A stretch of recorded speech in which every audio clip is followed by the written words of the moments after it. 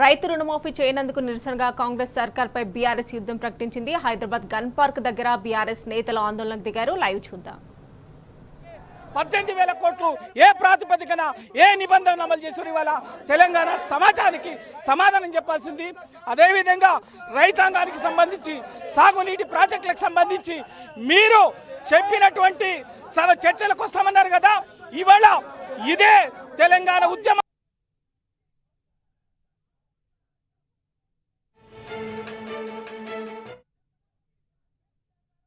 సాక్షిగా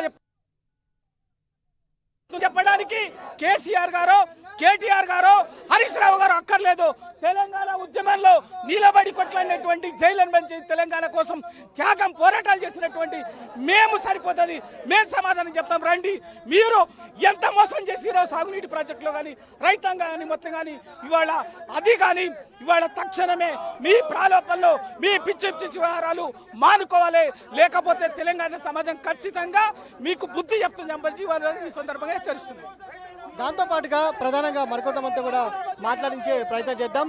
ఇప్పటికే రైతు రుణమాఫీలో అనేక కోతలు విధించింది, రైతు భరోసా కూడా రాలేదు. దీన్ని ఎట్లా అర్థం చేసుకోవచ్చు? ఇప్పటి వరకు రైతు బంధు పేరు మీద ఆనాడు బీఆర్ఎస్ ప్రభుత్వం కేసీఆర్ నాయకత్వంలో 70 లక్షల మంది రైతులకు ఇలా పెద్ద ఎత్తున కూడా మరి ఎకరానికి 12,000 చొప్పున ఆనాడేస్తే ఈ రోజు కాంగ్రెస్ ప్రభుత్వం వచ్చిన తర్వాత రైతు బంధును రైతు భరోసాను పెట్టింది. కానీ ఇలా రైతు భరోసాను ఎగ్గొట్టి ఇలా ఆ పైసలను డైవర్ట్ చేసి ఇలా రైతు రుణమాఫీ కింద ఇస్తా ఉన్నది. కాబట్టి కాంగ్రెస్ ప్రభుత్వం, ఈ రాష్ట్ర ముఖ్యమంత్రి రేవంత్ రెడ్డి గారు రాష్ట్ర రైతాంగాన్ని మోసం చేసిండ్రు. ఒక్క నిమిషం కూడా మీరు ముఖ్యమంత్రిగా ఉండే నైతిక అర్హత లేదు. ఇప్పటికే రైతులను రుణమాఫీ పేరిట మరి ఆ సంఖ్యను తగ్గించిండ్రు.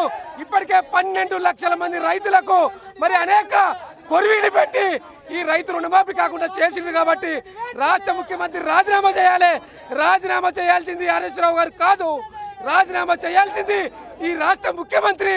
మాట ఇచ్చి తప్పిన ఈ రాష్ట్ర మంత్రివర్గం గతంలో బీఆర్ఎస్ ప్రభుత్వంలో చేసిన పనులను గొప్పగా చెప్పుకుంటూ ఇలా మందికి పుట్టిన బిడ్డను ముద్దాడుతూ మీరు గొప్పగా చెప్పుకుంటా ఉన్నారు. కాబట్టి ఇకనైనా ఈ రాష్ట్ర ముఖ్యమంత్రి గారు గత ప్రభుత్వం చేసిన పనులను మీ పనులుగా చెప్పుకోవడం మానివేయాలని ఈ సందర్భంగా బీఆర్ఎస్ పార్టీ పక్షాన హెచ్చరిక చేస్తూ వారు వెంటనే రైతుల పక్షాన డిమాండ్ చేస్తా ఉన్నాం. రైతులకు రుణమాఫీ సరిగా చేయని ఈ రాష్ట్ర ముఖ్యమంత్రి గారు రాజీనామా చేయాలని డిమాండ్ చేస్తా ఉన్నాం. ఇది మొత్తం మీద ఏదైతే రాష్ట్ర ప్రభుత్వం రైతులను మోసం చేసిందని కూడా చెప్తా ఉన్నారు. వెంటనే అందరు రైతులకు రుణమాఫీ చేయాలని కూడా అనవసరమైనటువంటి నియమ నిబంధనలు పెట్టి రైతులు రుణమాఫీ విషయంలో అనేక కోతలు విధించిందని కూడా వారు చెప్తా ఉన్నారు. రైతుల పక్షాన బీఆర్ఎస్ పార్టీ పోరాటం కొనసాగిస్తుందని కూడా వారు స్పష్టం చేసినటువంటి పరిస్థితి కూడా మనకు కనపడతా ఉంది. Right Vamshi, thanks for updates.